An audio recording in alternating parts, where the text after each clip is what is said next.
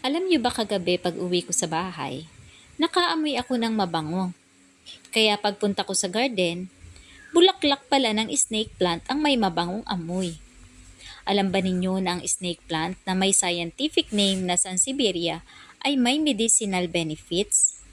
Tinatanggalan kasi nito ang mga indoor air pollutants kaya maganda itong ilagay sa loob ng bahay. Ayon sa pag-aaral, halos 87% ng mga toxin sa hangin ang kaya niyang alisin sa loob lang ng isang gabi. Kaya ang snake plant ay kabilang sa houseplant air purifier.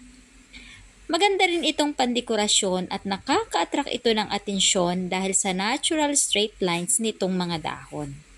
O ano pang hinihintay nyo?